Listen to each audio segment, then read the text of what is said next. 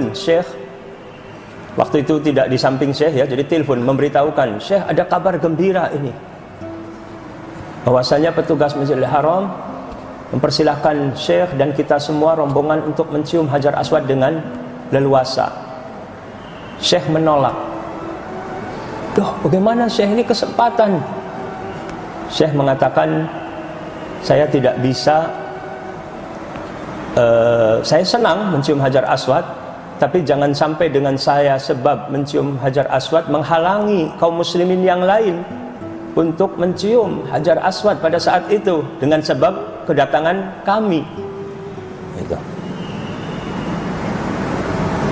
Akhirnya asisten Syekh juga memberitahukan kepada petugas Masjidil Haram bahwa beliau menolak. Bukan menolak tadi suatu keutamaannya ya, tetapi tidak ingin keutamaan yang diberikannya tadi akhirnya mendolimi orang lain, menghalangi orang lain yang seharusnya bisa mencium tapi terhalang waktunya disebabkan beliau dan rombongan. Itu luar biasa. Para ulama, orang-orang soleh sangat peka sekali, sangat hati-hati sekali, yang padahal barangkali menurut kita hal yang biasa saja, bukan merupakan suatu pelanggaran, bukan merupakan suatu kezaliman. Ini juga penting bagi kita untuk mengevaluasi sikap-sikap kita selama ini kepada siapapun, pada istri, pada anak, kepada tetangga, kepada teman, kepada saudara-saudara kita yang lain, bahkan kepada non-muslim sekalipun, jangan sampai kita mendolimi mereka.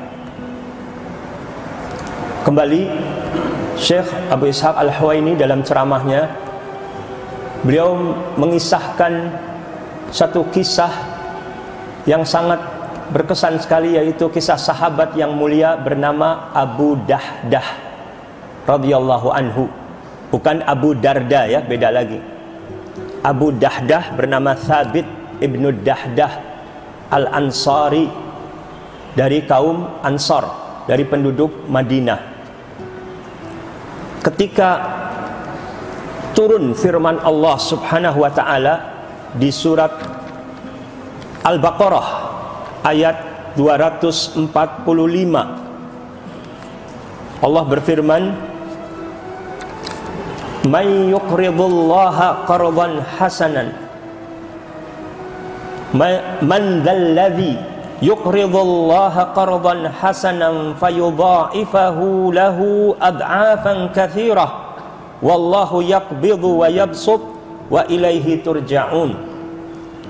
Barang siapa meminjami Allah dengan pinjaman yang baik, maka Allah melipat gandakan ganti kepadanya dengan ganti yang banyak. Allah menahan dan melapangkan rizki, dan kepadanya lah kalian dikembalikan.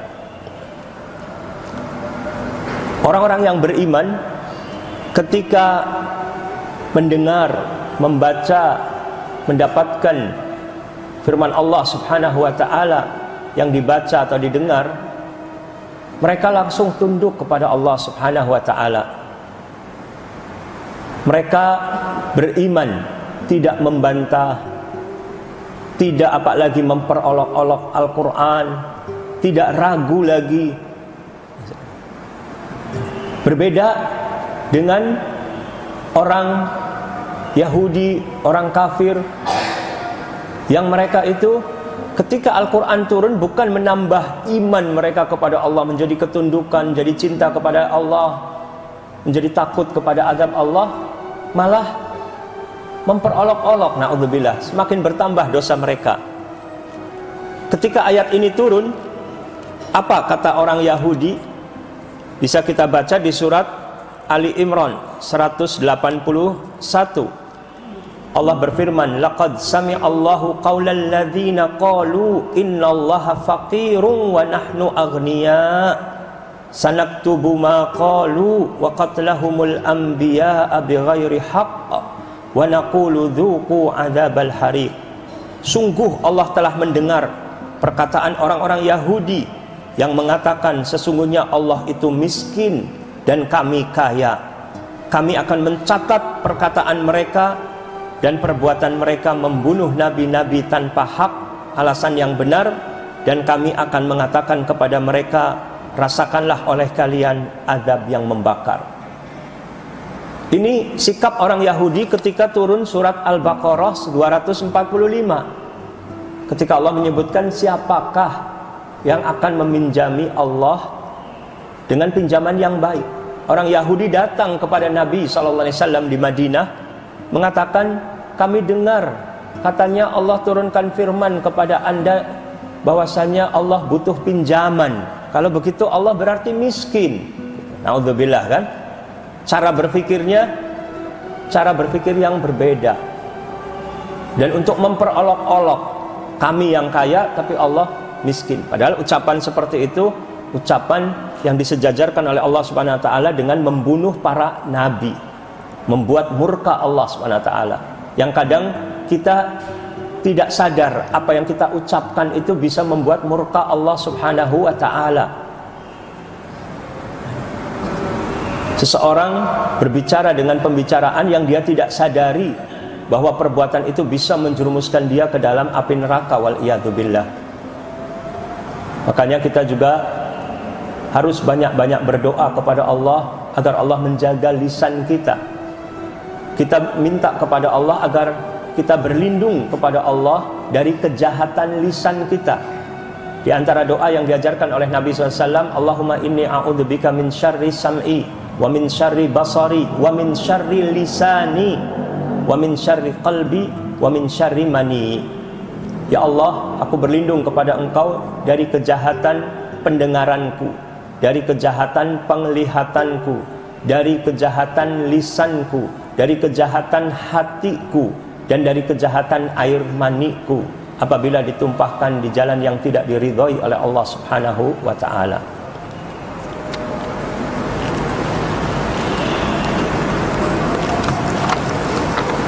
Ketika ayat ini turun, Abu Dahdah radhiyallahu anhu bertanya kepada Nabi SAW,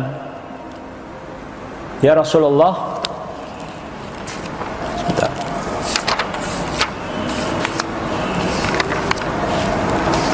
apakah Allah Subhanahu wa taala meminta kepada kami agar meminjamkan kepadanya dengan pinjaman yang baik? Iya, gitu. Langsung Abu Dahdah ingin mempraktekkan dan dia mengatakan, ya Rasulullah, aku infakkan kebunku, kebun kurma di jalan Allah Subhanahu wa taala sebagai bentuk mempraktekkan firman Allah tadi. Al-Imam Ibnu Katsir rahimahullah menyebutkan dalam masalah meminjamkan pinjaman yang baik ini bahwasanya Umar bin Khattab radhiyallahu anhu menyebutkan bahwa meminjamkan pinjaman yang baik kepada Allah artinya menginfakkan harta di jalan Allah. Lalu ada juga pendapat ulama yang mengatakan pengertian memberikan pinjaman kepada Allah ini adalah memberikan nafkah kepada keluarga, pada anak istri. Lalu Al-Imam Ibnu Katsir rahimahullah menjelaskan bahwa yang lebih tepat makna ini umum, bersifat umum, tidak khusus, yaitu apa saja dari harta yang dikeluarkan di jalan kebaikan dengan niat yang ikhlas karena Allah, maka termasuk keumuman memberikan pinjaman kepada Allah dengan pinjaman yang baik. Istilah Allah menyebutkan dengan istilah pinjaman, padahal harta yang kita miliki ini hakikatnya milik Allah. Milik Allah kan istilahnya. Hanya amanat saja. Maka dengan istilah, dengan sebutan pinjaman, di antara hikmahnya untuk menegaskan bahwa apa yang kita keluarkan di jalan kebaikan adalah pasti Allah akan membalasnya, pasti Allah akan melunasinya. Bahkan tadi disebutkan di surat Al-Baqarah 245 dengan balasan lipat ganda yang banyak, jauh lebih banyak dari apa yang kita keluarkan di jalan Allah Subhanahu wa ta'ala. Ganti ini tidak mesti harus dalam bentuk materi juga. Terkadang seseorang beranggapan, wah kalau kita infak nanti dapat lagi, harta lebih banyak lagi buat kita. Jadi kita ingin mancing seperti magnet. Tapi ketika nanti kita belum merasakan balasan dari bentuk materi, kita akhirnya mulai bersangka buruk kepada Allah. Gimana sih Allah janjinya kan mau memberi balasan yang lebih baik, kok ini belum dapat balasan lagi, dan seterusnya misalnya. Ini seseorang yang menginfakkan harta di jalan Allah harus ikhlas karena Allah dan yakin Allah akan memberikan balasan, tapi balasan tidak mesti harus dalam bentuk materi juga. Dan tentu balasan di akhirat sudah pasti tadi kalau ikhlas masalahnya ya, insyaallah. Tapi di dunia juga bisa berupa balasan itu berupa kesehatan, bisa berupa juga ketenangan jiwa, kebahagiaan. Itu juga suatu rizki karunia yang terkadang jauh lebih besar dari materi, dari harta. Orang yang sakit, punya uang banyak pun dia siap untuk mengeluarkan banyak hartanya asal dia bisa sembuh misalnya. Tetapi seringkali, banyak sekali bukti orang yang menginfakkan harta di jalan Allah ini akan datang juga oleh Allah SWT, dibalas juga dengan kebaikan-kebaikan materi dan dunia juga.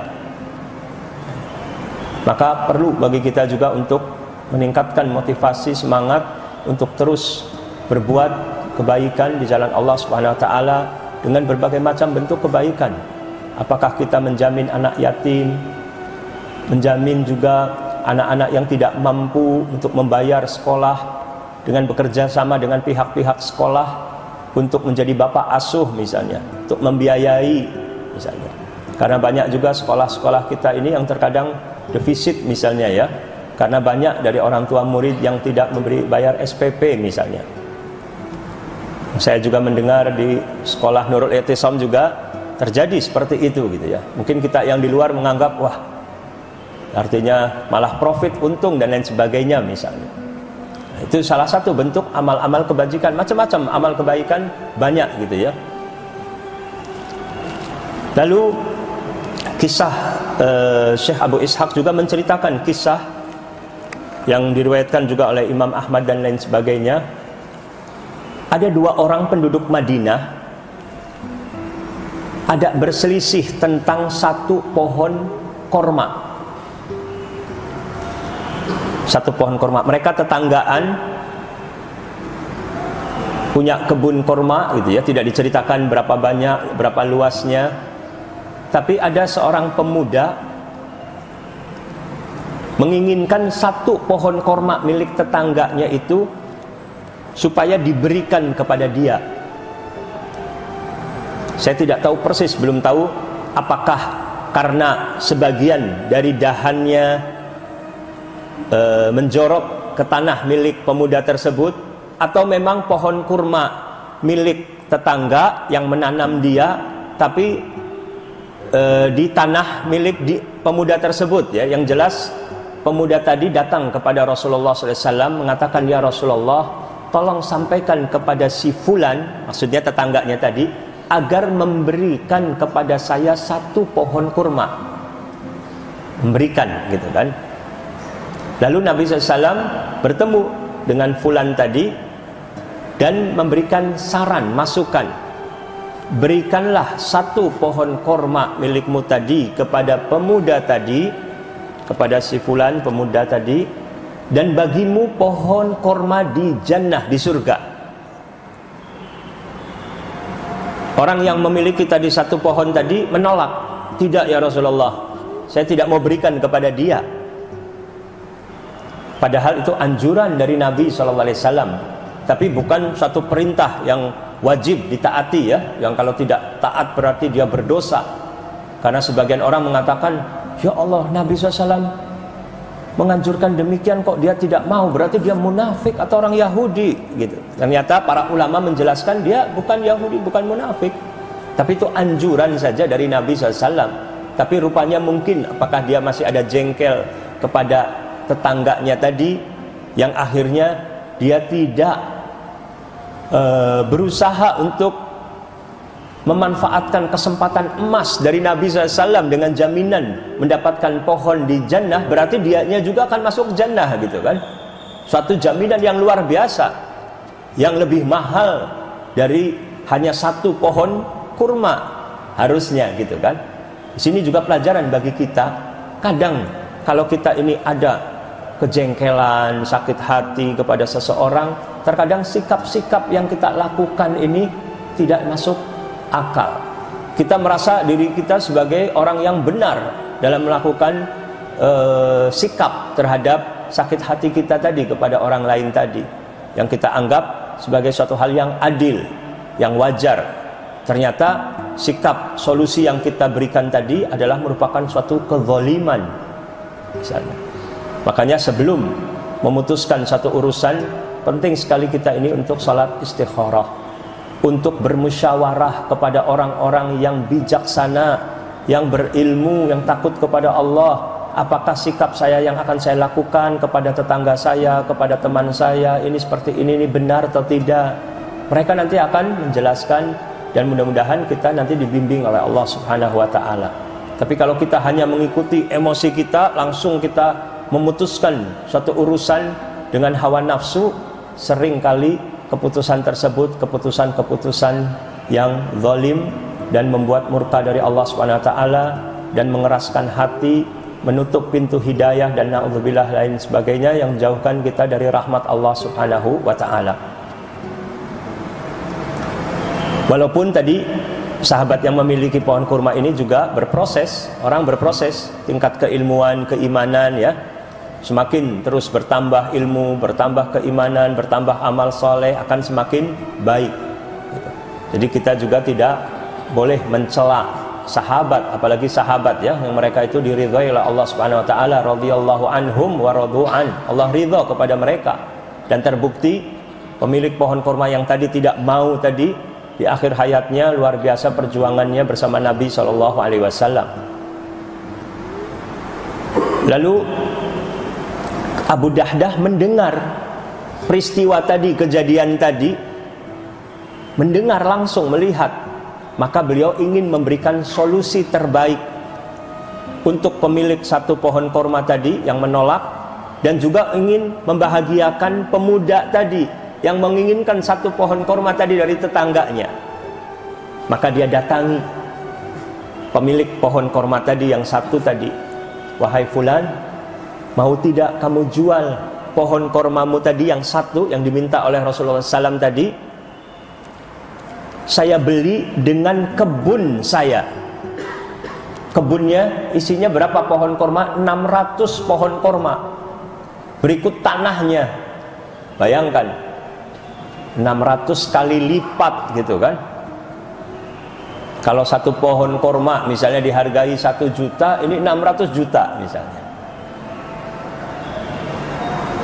Langsung saja yang memiliki satu pohon kurma tadi setuju, langsung setuju, boleh. Gembira Abu Dahdah ini. Dia langsung pergi menuju kebunnya. Tapi dia tidak masuk ke kebun milik dia tadi karena sudah dia jual. Maka dia dari depan, dari luar kebun tadi memanggil istrinya. Wahai Ummu Dahdah, keluarlah dari kebun ini. Saya sudah jual kebun ini untuk Allah Subhanahu wa ta'ala. Ini luar biasa ya, wara'. Padahal kalau beliau masuk ke kebun juga tidak masalah. Karena belum, artinya masih barulah transaksi dan lain sebagainya, wajar dia mau menjemput istrinya dan anaknya dari kebun tersebut. Tetapi beliau berdiri di luar, merasa sudah bukan haknya. Luar biasa, kehati-hatian, ini sikap wara'. Lalu Abu Dahdah juga sebelumnya nyampein juga kepada Rasulullah SAW keberhasilan memberikan solusi tadi. Ya Rasulullah, saya tadi sudah menjual kebun saya untuk mendapatkan satu pohon kurma tadi ya Rasulullah, sehingga saya berikan satu pohon kurma ini kepada engkau ya Rasulullah untuk mempraktekkan firman Allah, siapakah yang meminjami kepada Allah dengan pinjaman yang baik, maka Allah akan membalasnya dengan balasan yang berlipat-lipat. Apakah saya bisa mendapatkan pohon di jannah ya Rasulullah? Iya, kata Nabi SAW. bahkan pohonnya banyak, berbuahnya juga lebat. Abu Dahda gembira sekali. Ini pelajaran juga bagi kita ya. Artinya ada dua orang berselisih paham misalnya ya, diberikan solusi walaupun dia harus berkorban. Ini padahal itu orang lain. Apalagi kalau yang berselisihnya itu misalkan adik kakak kita atau kita sendiri bersama orang lain yang kita juga insya Allah siap untuk mengalah, berkorban, tapi untuk demi persatuan. Misalkan masalah waris, ada salah satu anggota keluarga tetap bersikeras, saya kalau warisnya tidak dapat sekian tidak mau, tidak setuju misalnya. Rumah ini dijual dengan harga sekian, saya mau harganya sekian, lebih mahal lagi. Padahal kalau lebih mahal lagi nggak ada yang mau beli. Untuk menyelesaikan, diputuskan dengan harga yang tadi, yang wajar, dibagi. Tapi orang ini kan tidak mau dapat bagiannya seperti itu, maka saudaranya yang mendapatkan bagian sesuai syariat Islam memberikan sedekahnya kepada dia untuk menutup dan juga supaya dia juga ridha. Ini salah satu contoh saja ya, memberikan jalan keluar.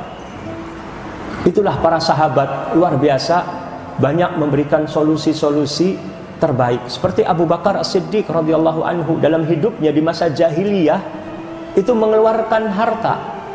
Ketika ada orang berselisih, ketika ada orang punya hutang, punya diat gitu ya, terkadang misalnya tidak sengaja lalu membunuh orang dan lain sebagainya, ada diat, denda-denda, tapi orang itu tidak punya uang, Abu Bakar keluarkan dari hartanya. Banyak berbuat seperti itu. Apalagi setelah masuk Islam ya. Setelah masuk Islam, Abu Bakar radhiyallahu anhu banyak mengeluarkan harta di jalan Allah waktu di Mekah dengan membeli budak yang masuk Islam. Di zaman Nabi SAW banyak budak pada saat itu ya. Tapi Islam sama sekali mengajarkan untuk memerdekakan budak. Tapi kondisi saat itu masyarakat masih ada perbudakan manusia tadi. Di antaranya siapa? Sahabat Nabi yang biasa adzan, Bilal radhiyallahu anhu ya. Waktu itu Bilal, majikannya bernama Umayyah bin Khalaf, musyrik. Bilal disiksa karena masuk Islam, mengatakan ahad, ahad. Abu Bakar datang melihat Bilal disiksa, tidak terima. Dia mengatakan, Anda jangan berbuat zalim, bebaskan dia. Boleh, kalau kamu mau beli, boleh. Saya jual tuh budak saya nih. Boleh. Berapa?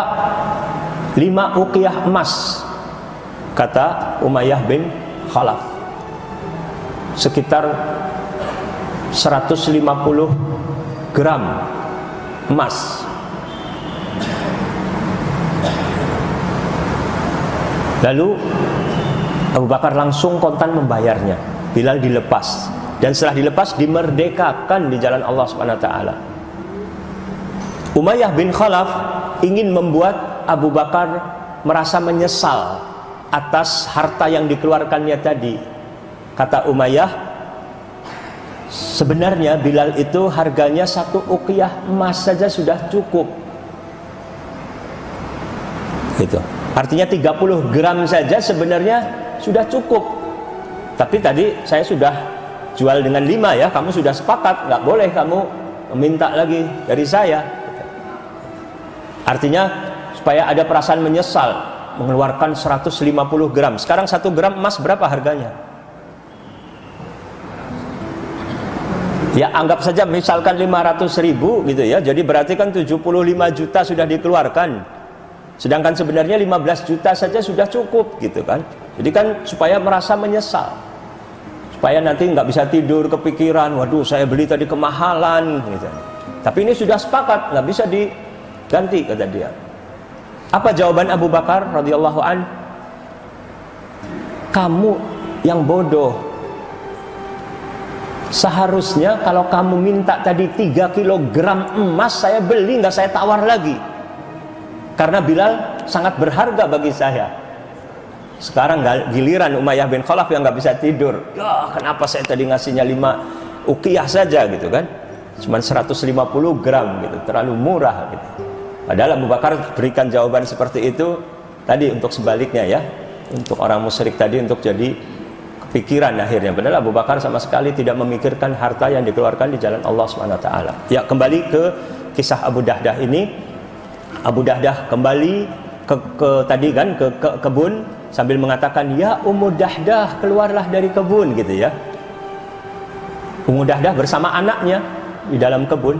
Apa jawaban Ummu Dahdah kepada suaminya yang telah menginfakkan 600 pohon kurma?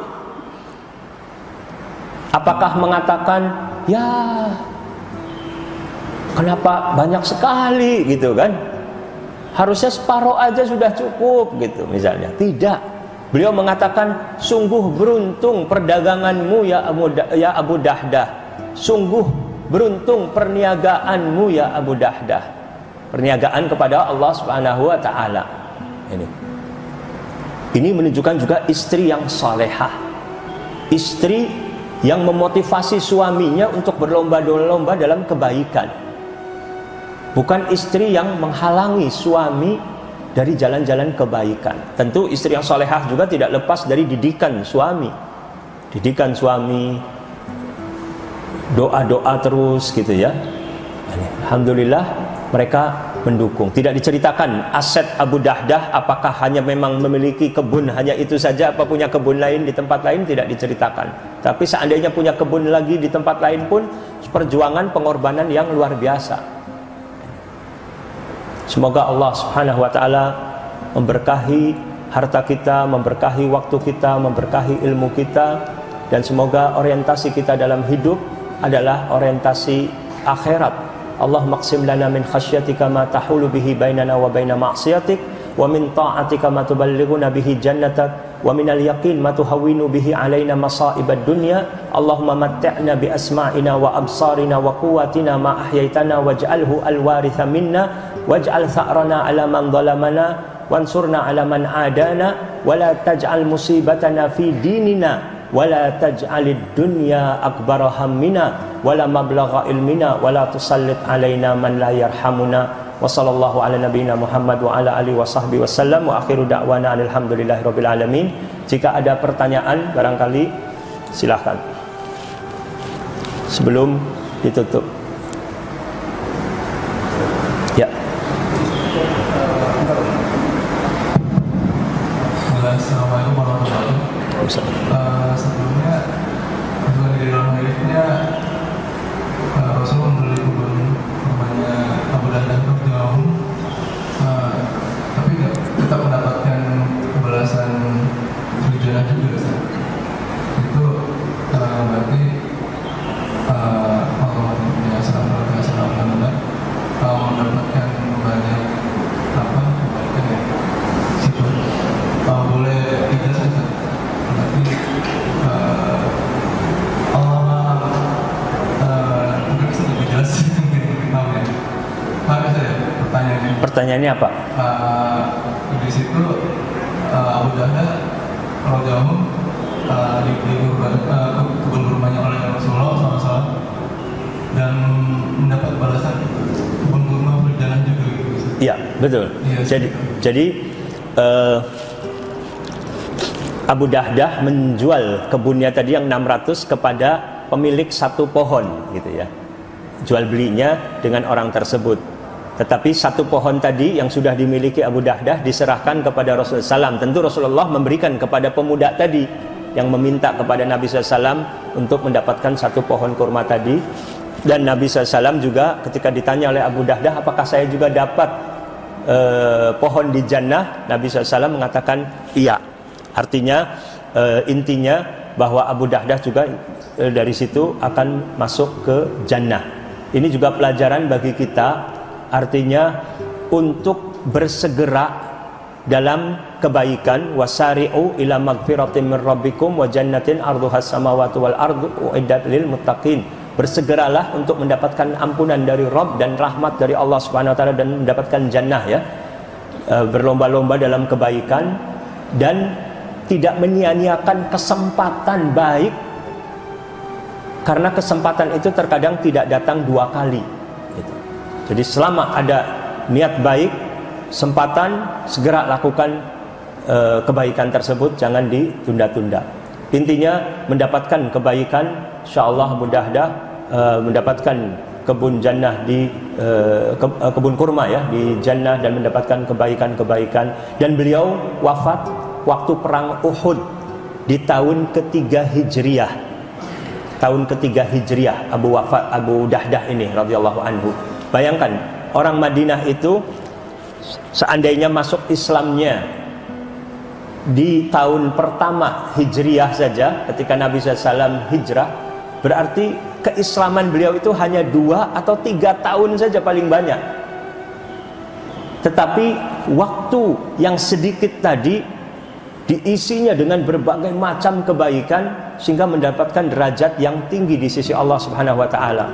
Seperti Sa'ad bin Mu'adz radhiyallahu anhu, itu hanya Islamnya 6 tahun saja.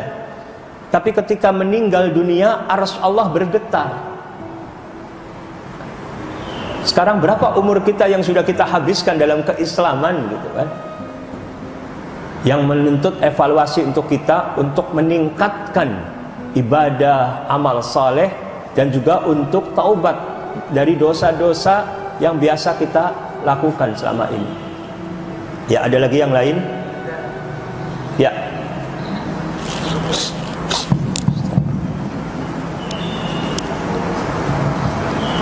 Bismillahirrahmanirrahim. Assalamualaikum warahmatullahi wabarakatuh. Waalaikumsalam warahmatullahi wabarakatuh. Terima kasih Ustaz, tausiah yang sangat menarik Ustaz. Terutama yang tadi ulama Mesir tadi yang punya fasilitas untuk mencium hajar aswad. Beliau tidak menggunakan fasilitas itu Ustaz. Ini pencerahan yang sangat menarik buat saya Ustaz. Tapi pertanyaan saya adalah Ustaz mengenai tadi qardul hasan Ustaz. Ya. Qardul hasan atau pinjaman yang baik.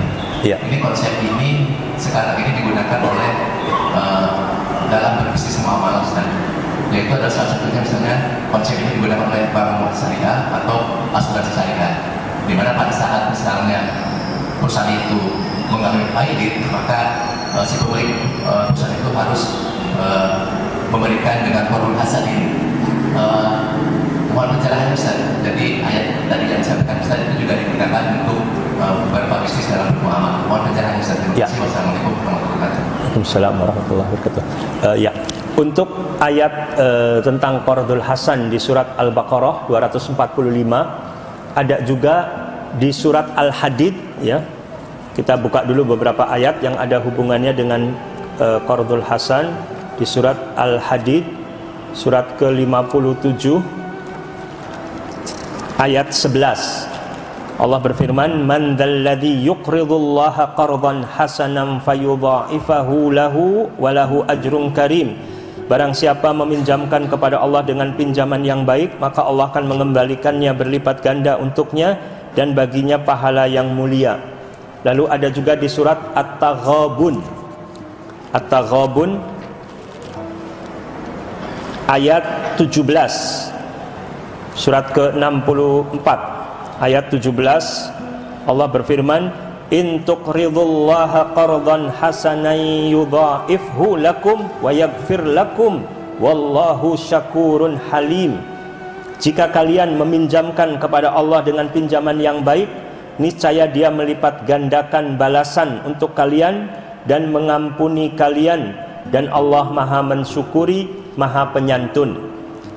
Tadi dijelaskan oleh Imam Ibnu Katsir rahimahullah, pengertian qardul hasan ini adalah mengeluarkan harta di jalan kebaikan dengan niat ikhlas karena Allah Subhanahu wa taala, apapun jalan kebaikan tadi gitu kan. Lebih mengarah dalam bentuk sedekah, infak gitu ya. Tetapi juga termasuk juga qardul hasan, kita meminjamkan kepada orang lain pinjaman dengan kesepakatan yang nanti harus dikembalikan tanpa bunga. Bahkan itu yang lebih sering kita dengar istilah qardul hasan tadi, pinjaman gitu ya, dalam bentuk ekonomi tadi. Ketika membahas tentang masalah ekonomi, qardul hasan artinya kan pinjaman gitu. Ketika kita meminjamkan kepada orang tanpa bunga juga, itu merupakan suatu amal kebajikan juga, yang insya Allah termasuk qardul hasan juga di sisi Allah SWT. Itu merupakan juga kebaikan. Dan seringkali ketika kita meminjamkan kepada orang, seringnya tidak kembali lagi. atau sulit untuk kembali, atau kembalinya tidak sepenuhnya gitu ya. Perlu dalam masalah qardul hasan ini sebenarnya pahalanya juga besar gitu ya. Bahkan ketika kita memberikan 2 kali pinjaman seperti sedekah 1 kali gitu. Padahal uang itu nanti kembali misalkan, itu pun tetap dinilai seperti setengah dari sedekah memberikan pinjaman itu. Ini penting bagi masyarakat, apakah bentuknya juga barangkali lembaga-lembaga untuk memberikan pinjaman-pinjaman kepada masyarakat lemah. Kalau kita lihat, perhatikan banyak di pasar-pasar, saya mohon maaf mungkin belum bisa menjawab dalam masalah yang tadi disebutkan di bank gitu ya, karena saya belum paham tentang bagaimana sistemnya dan lain sebagainya tadi qardul hasan. Tetapi inspirasi ataupun saran yang saya ingin sampaikan kepada jamaah ini juga untuk memikirkan nasib orang-orang yang lemah ekonomi, yang sering mereka itu dipinjami uang oleh para rentenir dengan bunga, padahal itu riba dosa besar. Allah menyatakan perang.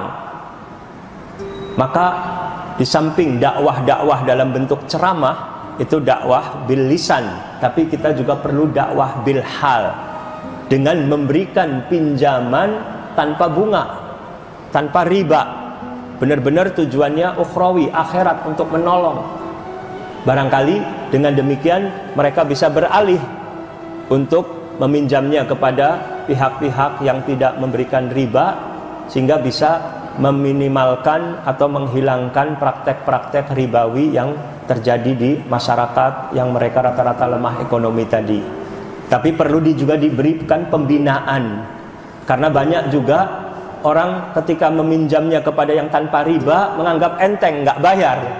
Tapi kalau yang ada bunganya rajin, jangan sampai tidak bayar gitu kan. Itu karena kurang dari pembinaan, pendidikan, dari dakwah.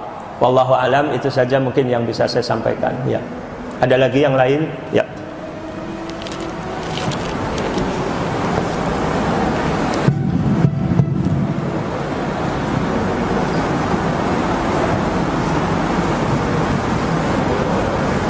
Assalamualaikum warahmatullahi wabarakatuh. Waalaikumsalam warahmatullahi wabarakatuh. Saya mau bertanya tentang, misalnya kita meminjamkan kepada saudara, tapi saudara itu nggak mau mengembalikan, tapi kita sudah mengikhlaskan, apakah harus ada akadnya kita mengikhlaskan itu, atau kita sudah memberi pengetahuan siapa saudara-saudara yang punya pinjaman segera selesaikan. Maksudnya selesaikan, kita bukan menagih utang, tapi maksudnya ada akad gitu. Apakah memang harus ada akadnya kalau kita mengikhlaskan itu, Ustaz? Ya. Mohon penjelasannya.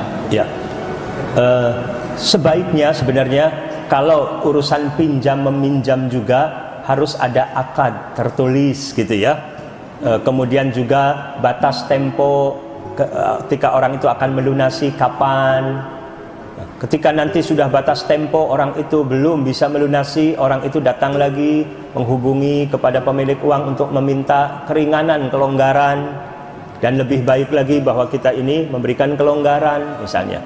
Dan sangat baik sekali apabila pemilik uang tadi mengikhlaskan, misalnya ketika kita melihat memang orang yang meminjam tadi belum bisa dan lagi banyak kesusahan, kita mengikhlaskan, itu juga suatu perbuatan yang mulia gitu.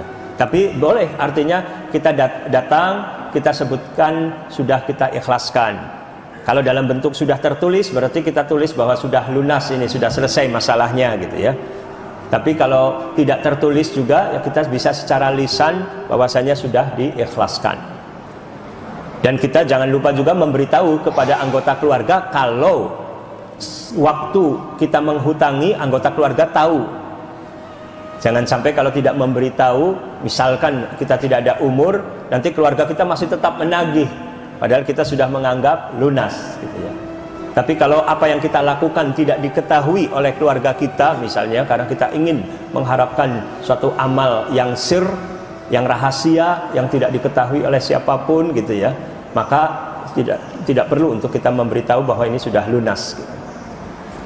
Ya. Ada lagi? Saya mohon maaf, acara ini sampai jam berapa sebenarnya? Karena saya baru pertama kali.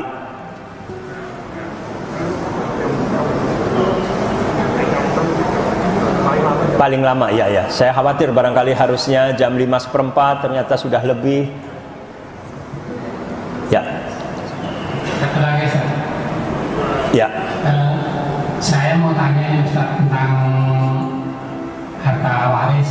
Ya. Misalnya orang itu sudah nggak ada istrinya, tapi Ya. punya rumah dan tanah, terus punya anak 4 gitu. Nah, maksudnya orang itu mau dibagikan kepada anak-anaknya itu biar selesai urusan dunia gitu. Ya. Tapi anaknya itu tidak mau gitu, gimana tuh Ustaz solusinya? Ya. Jadi orang tua ketika masih hidup misalkan ingin memberikan hibah. Hibah itu pemberian gitu ya kepada anak-anak, itu dibolehkan dengan syarat bersikap adil dalam pemberian hibahnya ya. Jadi lebih baik saran saya ketika hibah itu sekaligus bersamaan diberikannya, jangan satu-satu. Terkadang orang tua merasa, sekarang saya punya uang ini atau punya rumah ini, saya berikan dulu kepada anak pertama dulu. Nanti kalau ada rezeki lagi saya beri ke anak yang kedua. Anaknya 5, baru 2 anak dia meninggal dunia, yang 3 tidak dapat hibah gitu ya. Khawatir di sini ada ketidakadilan dalam memberikan hibah. Padahal dalam masalah hibah ini harus adil. Jadi tadi kalau memang harta kita sekian, ya lebih baik saat itu juga dibagi rata. Nanti dapat rezeki lagi, kita bagi lagi rata pada anak-anak kita. Itu boleh kalau yang namanya hibah. Tapi kalau sudah hibah itu berarti sudah jatuh kepemilikan. Terkadang orang tua misalkan ya punya anak satu-satunya perempuan misalnya. Dia khawatir barangkali nanti kalau dia meninggal hartanya juga akan beralih juga kepada saudara kandung, karena ada anaknya perempuan saja gitu ya. Di samping kepada anak dapat, istri dapat, tapi kan nanti saudara laki-laki juga dapat, paman dari anaknya ini. Akhirnya dia memberikan pernyataan hibah untuk rumah, toko dihibahkan kepada anak. Tapi hanya pernyataan saja. Tapi prakteknya belum diserahkan kepada anak. Ketika tokonya dikontrakkan oleh orang, uangnya juga diterima dipakai oleh dia. Nah, berarti itu bukan hibah gitu kan. Kalau hibah itu sudah langsung jatuh kepemilikan, bebas oleh anaknya tadi, mungkin mau dijual ke orang atau lain dan sebagainya, bukan dia yang memiliki. Jadi penting supaya kita tidak melakukan suatu hilah seperti tipu muslihat gitu ya, seolah-olah sesuai syariat tapi ternyata menyalahi syariat. Itu juga penting. Adapun mengapa anaknya tidak mau, maka perlu dijadikan cari solusinya. Mungkin anaknya ingin jangan dihibahkan, tapi supaya ayahnya memberi wakaf saja misalnya. Uangnya tadi diwakafkan untuk sekolah, untuk masjid, untuk apa lagi, supaya dapat amal jariah untuk orang tua mereka misalnya. Tidak mengapa usulan seperti itu gitu ya. Yang jelas dicari solusinya yang terbaik, musyawarah, insyaallah. Ya, ada lagi?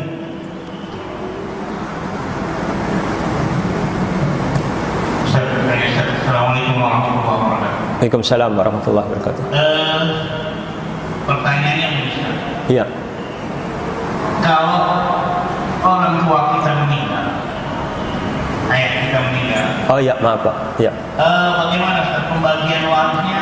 Begitu meninggal beberapa hari kemudian dibagikan warisnya, atau menunggu lama-lama? Terima kasih. Ya. Ya. Ketika orang tua kita meninggal, pertama artinya setelah selesai ya semua penguburan dan lain sebagainya,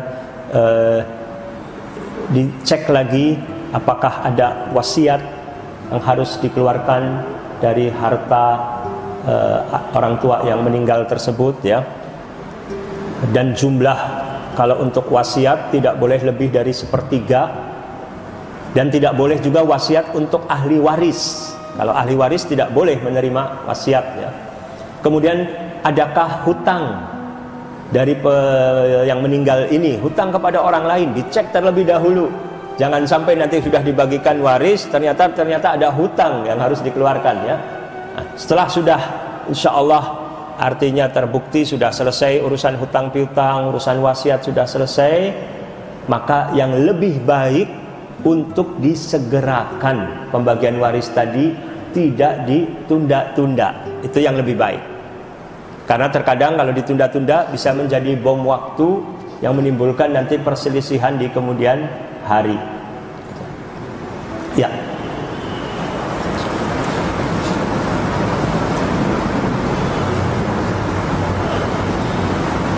Ada lagi?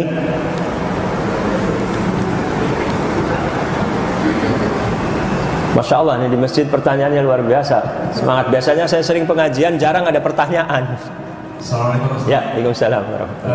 Mengenai faktor keselamatan tadi Ustaz, kalau kita pada umumnya misalnya, kalau kita menaruh uang di bank, Iya. kita mengharapkan bunga atau tidak pasti dapat. Nah, gimana kalau bunga itu sifatnya kan haram? Iya. Kita hilangkan atau kita berikan dari kecerdasan pada orang yang membutuhkan, gimana hukumnya Ustaz? Oh iya. Ya. Jadi tadi ya, kita terpaksa menaruh uang di bank bukan dalam rangka ta'awun alal itsmi wal udwan, tolong menolong dalam hal dosa ya, karena khawatir kalau tidak ditaruh di bank, khawatir keamanannya tidak terjamin dan lain sebagainya. Maka ada bunga. Bunga tidak boleh kita makan untuk diri kita. Bagaimana alokasinya untuk diberikan pinjaman kepada orang gitu. Untuk pertanyaan ini saya belum bisa menjawab. Mungkin bisa ditanyakan kepada ustadz lain. Yang pernah saya pelajari, sebagian ulama itu mengatakan uang dari bunga bank tadi digunakan untuk kepentingan umum, tapi bukan dalam bentuk memberikan makanan ataupun uang langsung kepada orang yang susah, tapi dijadikan untuk pembangunan jalan umum atau WC umum misalnya. Itu sementara yang saya dapatkan dari para ulama, walaupun mungkin juga nanti ada pendapat-pendapat yang lain. Artinya semoga Allah tambahkan ilmu kepada saya dan kita semua, insyaallah. Allahumma amin. Mohon maaf saya belum bisa menjawab.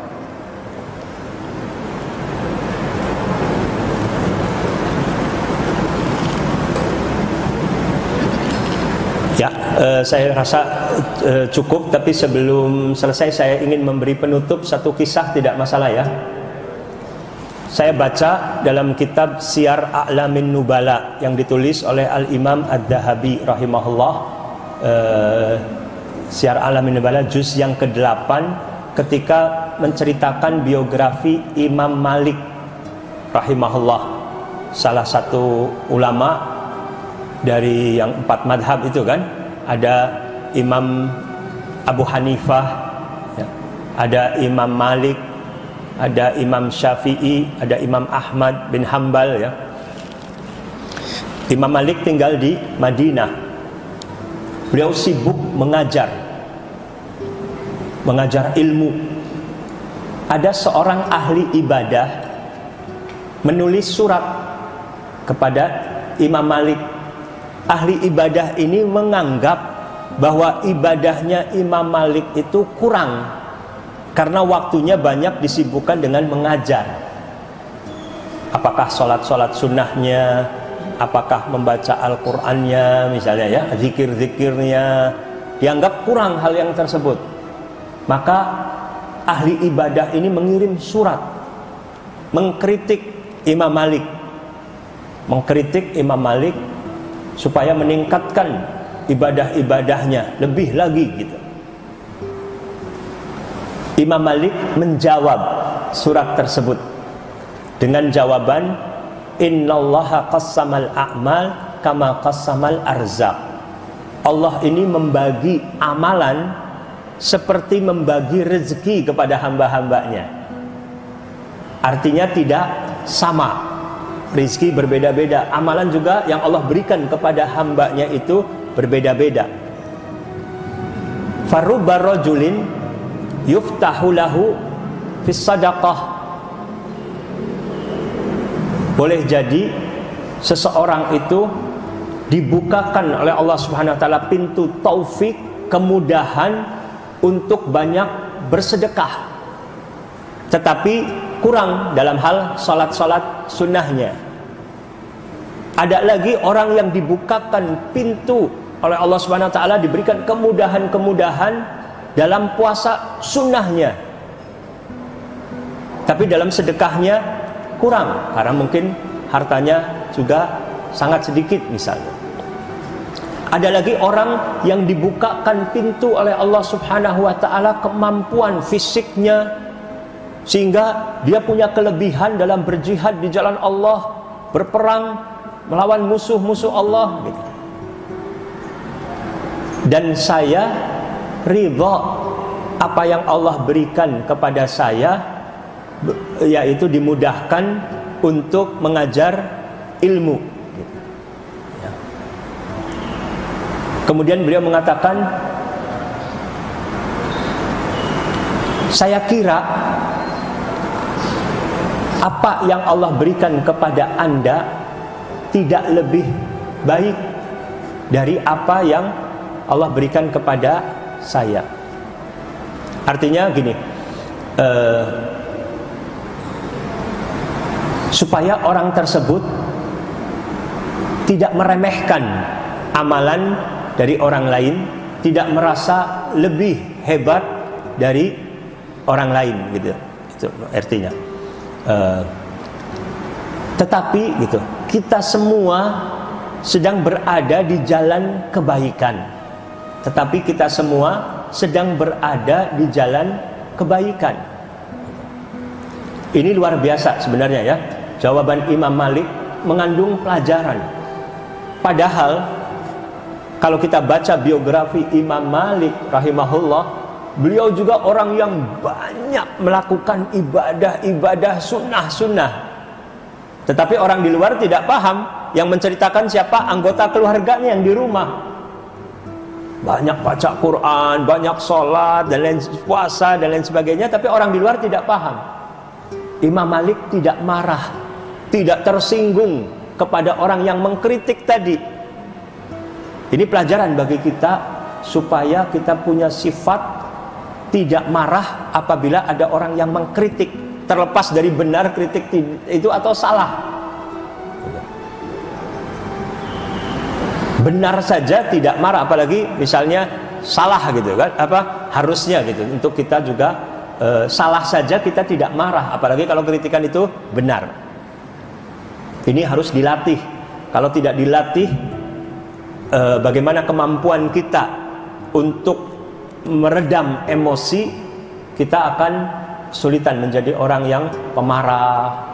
Padahal sifat orang yang bertakwa adalah wal kadhiminal ghaid, orang yang bisa menahan amarah. Nabi Yusuf saja, contoh maksudnya Nabi Yusuf ya alaihissalam, di surat Yusuf, ketika saudara-saudaranya mengatakan bahwasanya kalau ini orang pencuri, dulu ada saudaranya juga pencuri. Maksudnya Nabi Yusuf yang disebutkan.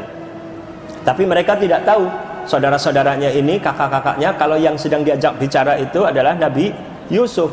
Maka Nabi Yusuf menyembunyikan rasa jengkel itu di dalam hatinya, walam yubdiha lahum, dan tidak menampakkan kepada mereka.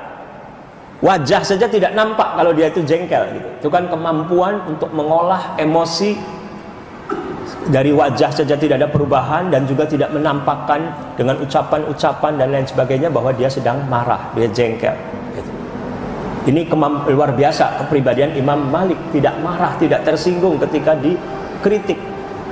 Kemudian memberikan jawaban, dan kita juga beri apresiasi kepada orang tadi. Dia bukan berarti suudzon kepada Imam Malik kan. Ketika mengkritik tadi dasarnya kasih sayang, cinta, untuk saling mengingatkan. Ini yang sudah langka di masa sekarang ini.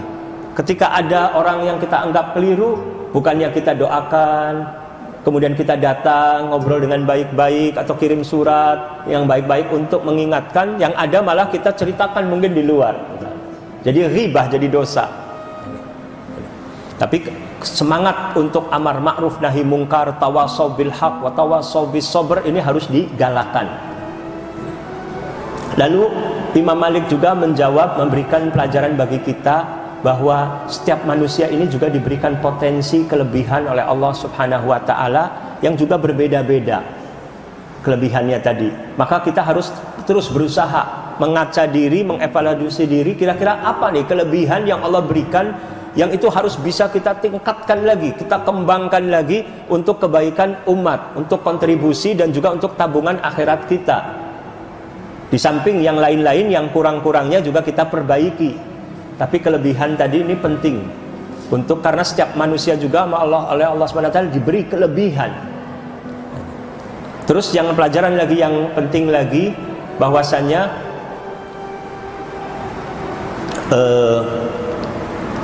jangan sampai menganggap remeh kepada orang lain.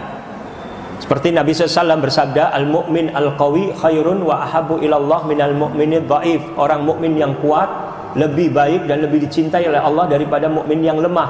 Wa fi kullin khairun, kata Nabi SAW. Semuanya baik.